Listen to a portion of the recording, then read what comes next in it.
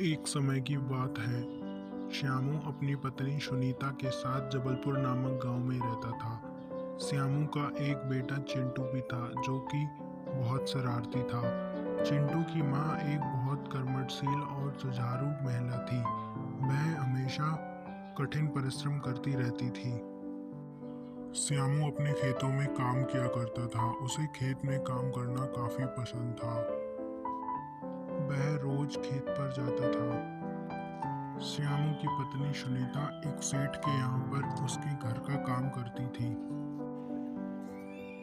अब हमें कोई दूसरा काम स्टार्ट कर देना चाहिए। इस काम के करने से हमारे घर का गुजारा नहीं हो सकता। अब चिंटू भी बड़ा हो गया है, उसका दाखिला किसी अच्छे स्कूल में करवाना होगा।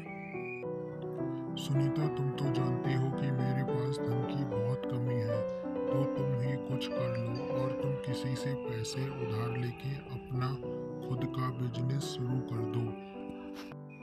तुम अपना चाउमीन का स्टॉल बाजार में लगाना शुरू कर दो। सुनीता अपने शेठ के यहाँ पर चली जाती है। बताओ सुनीता, कैसे आना हुआ? मैं तुम्हारी क्या मदद कर सकता हूँ? सेठ जी, ज़्यादा कुछ नहीं, आप मुझे केवल 5,000 रुपये उधार दे दीजिए। इससे मेरी काफ़ी मदद हो जाएगी और मैं अपना कुछ नया धंधा शुरू कर पाऊंगी, जिससे मैं अपने लिए और अपने बच्चों के लिए कुछ कर सकूंगी। सेठ ने सुनीता को पैसे उधार दे दिए। सुनीता ने बाजार से चाउमीन की सारी चीजें खरीद ली और घर पर आकर श्यामू को बताया।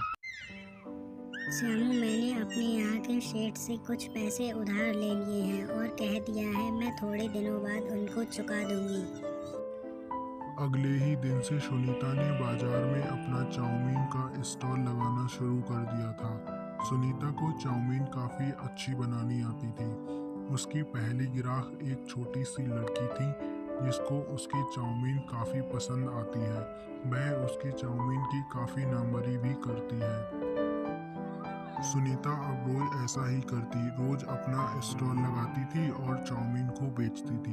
सुनीता के स्टॉल पर काफी ग्राहक आने लगे थे। इस बात से वह काफी खुश थी कि उसका स्टॉल अब धीरे धीरे चलने लगेगा। कुछ ही दिन बीते थे। सुनीता के घर पर वह सेठ आ गया जिससे उसने पैसे उधार लिए थे। सुनीता, अब तो काफी दिन हो गए, मेरे पैसे अब तुम वापस कर दो।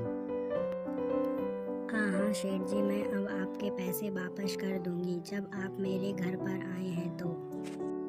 सुनीता ने दो चार बातें सेठ से की और सुनीता ने सेठ के पैसे सेठ को वापस लौटा दिए और सेठ को धन्यवाद कहा, क्योंकि सेठ ने उसे काम पर उसके पैसे दे दिए थे। सुनीता ने अब अपने लिए बहुत अच्छा घर खरीद लिया और चिंटू का एडमिशन एक बड़े स्कूल में करवा दिया।